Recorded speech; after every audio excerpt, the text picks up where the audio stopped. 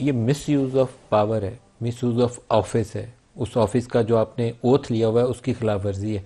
इसको रोकने के लिए शायद इस्टेब्लिशमेंट और पॉलिटिशियंस दोनों मिल के तय कर लें कि हमने इस हल्फ की खिलाफ वर्जी नहीं करनी, कुछ भी हो जाए। मलिक साहब, मुल्क का आवे का आवा बिगड़ चुका है। 50% पाकिस्तानी इस वक्त सतह गुर्बत से नीचे जिंदगी गुजारने पे मजबूर है। आउट ऑफ स्कूल चिल्ड्रन हमारे यहाँ उनकी शरह सबसे ज्यादा है। 25 लाख नौजवान हर साल जॉब मार्केट में ऐड हो रहा है, रोजगार नहीं है।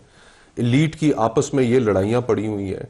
हमें पाकिस्तान को अगर डगर पर डालना है तो हमें एक ब्रॉडर ग्रैंड डायलॉग की जरूरत है कि जिसमें हम अपनी गलतियां भी तस्लीम करें, एस्टेब्लिशमेंट भी अपनी गलतियां तस्लीम करे, सियासतदान भी करें। और उसके बाद हम एक फ्यूचर, जो इस मुल्क को हमने आज ये 25 करोड़ लोग हैं, हमारा पॉपुलेशन एक्सप्लोजन अपनी जगह पर हो रहा है। ये कल को जब 40 करोड़ लोग होंगे, आप इस अवाम के जमे गफीर को कहां लेकर जाएंगे? ना उनकी सेहत का बंदोबस्त है, ना उनकी तालीम का बंदोबस्त है, ना ह्यूमन कैपिटल के ऊपर हमने कोई इन्वेस्टमेंट की है।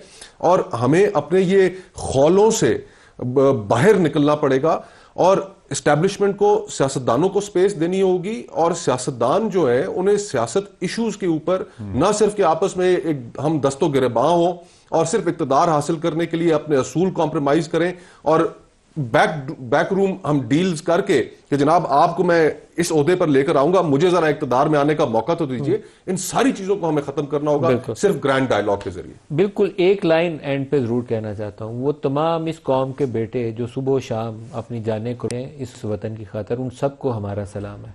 वो हमारी जान है, हमारी शान है। अगर उसमें से फ्यू इंडिविजुअल्स अपने हल्फ की खिलाफ वर्जी करते हैं तो इस इदारे का, इस कौम के निज़ाम का, इस पार्लिमान का फ़र्ज़ है कि उनको करार वाकई सज़ा दे, लेकिन विच हंट नहीं, ट्रांसपेरेंटली सबूत व शवाहिद के साथ पूरी तफसील कौम को बताई जाए। और उन सारे शोधा को सलाम है हमारा।